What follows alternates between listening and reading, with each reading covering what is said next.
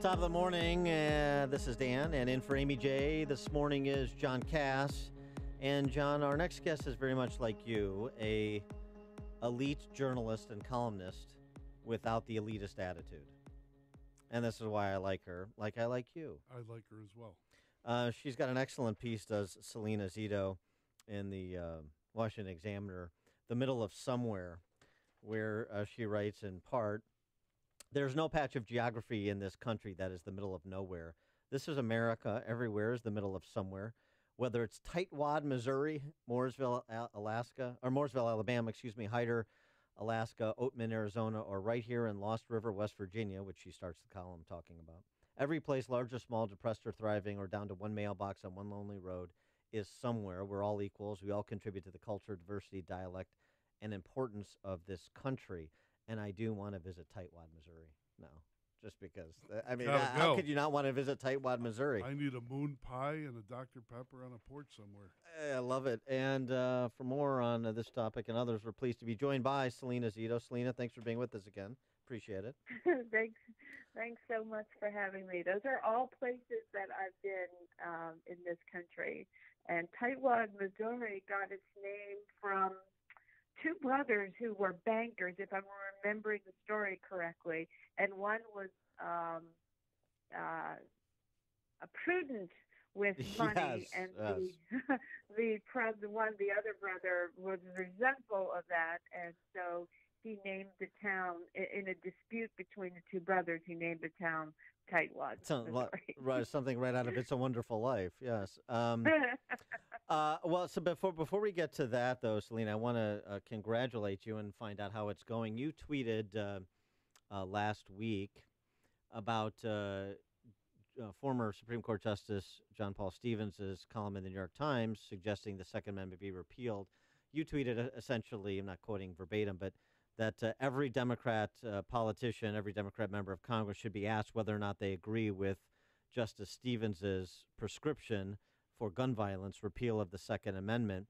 And I thought that was brilliant because, if it would be something commensurate with that, that was targeting, that was coming from the right, then every Republican would be asked about it. So you're essentially suggesting fair play here.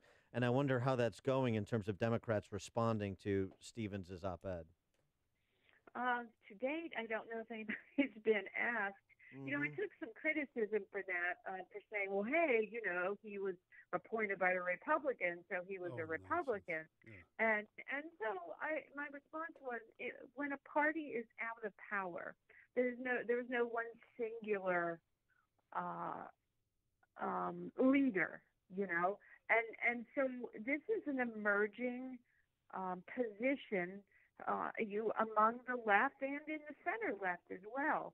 And so I think it's an important distinction that voters need to understand going into the voting booth. In particular, Democrats running against other Democrats in primary contests.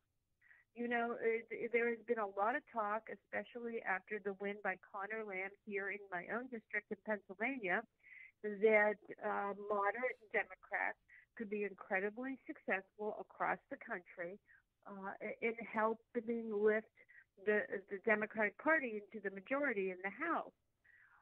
So, voters need to know when they go in the voting booth, well, is this a pro-gun Democrat? Is this a Democrat that believes that the Second Amendment should be appealed? What is their position? I mean, they can also ask the same of a Republican as well. I mean, I was just making the point that Democrats don't have a leader. So when these positions rise up as part of the mainstream conversation, it needs to be addressed, and the question needs to be asked. But then you're just dividing people. You're involved in wedge issues. You're right. I'm just trying to think of all the cliches that we get when people don't like what you're asking, which is simply stand up and deliver. Where are you on an issue? They don't want that. Yeah. And David Hogg might not like you either as a result. I don't think. Well, I don't. I try to stay away from anything that has to do with that subject because it is nothing but a hot potato, and everyone's getting burnt on in relationship to what his comments have been. Yes, we Uh, don't want to be turned into Jack in the Boxes here. yes, right. Twilight Zone come to life. So, Selena, so going back to your piece, the middle of somewhere in the Washington Examiner, you closed the piece saying it's only once the people in power understand that Trump was the result of a movement and not the cause that they'll Yes. start calling all of America the middle of somewhere. And I wonder if Trump is forgetting that. And I say that because he's got some problems in house. One is signing that omnibus spending bill. Two is his some of his cabinet secretaries, who even though they may be effective, like Scott Pruitt, are behaving a little bit like ruling class politicians when it comes to other people's money.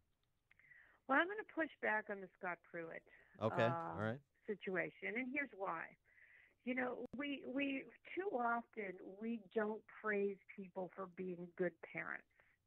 He and his wife have a son that's a senior in high school. He has 4 months left, and he decides that he doesn't want to uproot his entire family because of that, and he makes a decision to rent out a place by the night, sort of like Airbnb, right? And so I think this is not a scandal. There are plenty of scandals going around in this world, but I personally do not think this is one. And I think that there should be, a little more. People need to step back and take a look at this. I'm sorry, but not to interrupt. But not just Pruitt, and there's still the issue of like the size of his security detail. I mean, he's the EPA administrator. Maybe you would recognize him on the street, but not very many people would. Number one. Number two, it's not just him. I don't want to limit him. It's the situation with Ben Carson and his wife with the office furniture. It's the outgoing VA Secretary Shulkin. Right. Yeah, that was Carson's decision was ridiculous, and I think that those things need to be dealt with and dealt with head on. I thought that President Trump handled the situation with his Health and Human Services director pretty effectively when he found out that he was being abusive of taxpayers' money. The guy was gone. It's true. That's just true. Boom, gone. But I think that these each individual situation should be reviewed on an individual basis and to see if there's truly an abuse and if there's not. Now, I also will speak. I mean, let's step back and take a look at why would the Energy Secretary need such? I'm not Energy Secretary, but why would the EPA administrator need such oversized detail? Think about it. Think about some of the most strident and activists that are out there. Environmentalists. That would be the climate change people. Yeah. I mean, the kinds of threats that people in his position get, I imagine it is warranted that he has that kind of security detail. We don't know what kind of threats that he gets, but I suspect the size of his detail reflects what he's experiencing in his position. When I'm in Washington, I demand of my editors that I stay only at the Hayes Adams because I can't handle a $50 a night Capitol Hill rental. But where do you find a $50? I mean, where do you find that place in D.C. to rent some place for $50 a night? You can Really? find a place like that in Airbnb. Really? Okay. Yeah. Well, he shouldn't have done it. Yeah, I mean, I've done it. Well, he shouldn't have done it with in a lobbyist's place. Simple. No, that is true. Okay. That was true. That was a decision made out of convenience and probably not the best decision. But of all of that, that was the only part I thought was a bad decision on his part. But outside of that, I would think that a lot of had he done it in any other place, it would have been better. Than just the optics of it are not good. Getting back to your middle of somewhere piece and the idea that Trump is the cause, or is not the cause of movement, but the result of it. I wonder if you think he's trying to kind of get back in that lane after the omnibus bill signing. With what he's saying about DACA now and trying to kind of reestablish where he's at and putting Democrats in a corner with all of those nobodies and all of those nowhere places in America. Yeah, absolutely. I mean, I have always said that the only thing that would detach Trump supporters from him is him becoming part of the swamp. The only thing that he has done to date that has been swamp-like that I can think of, and trust me, everything comes at you like 100 miles an hour, so if I'm forgetting something, please forgive me, but was the signing of that omnibus bill. But I don't think that was like the aha moment. Mm-hmm. And you know, I mean, out here in Western Pennsylvania, and through the areas that I travel, even in Illinois, in Southern Illinois, people are happy. They like what he's doing.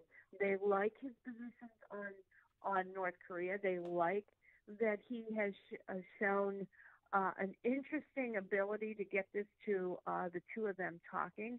They like the tariffs, and they like that the tariffs are more of a buffet instead of a, you know, across the board, this is it. You know, so there's some exceptions with people that are our friends and that we trade vigorously with. So I'm not sure that the budget looms heavy over a Trump supporter at this moment. This is not the thing that sinks him. She is Salena Zito. She's the elite columnist without the elitist attitude at the Washington Examiner, New York Post, CNN contributor. Read her latest piece, which I just tweeted, the middle of somewhere at WashingtonExaminer.com. Salena, thanks for joining us. Appreciate it. Thanks so much for having me. Have a great day. You too. And she joined us on the Turnkey.pro answer line. Listen to Dan and Amy on your smartphone. Download the AM 560 mobile app today at 560theanswer.com/mobile.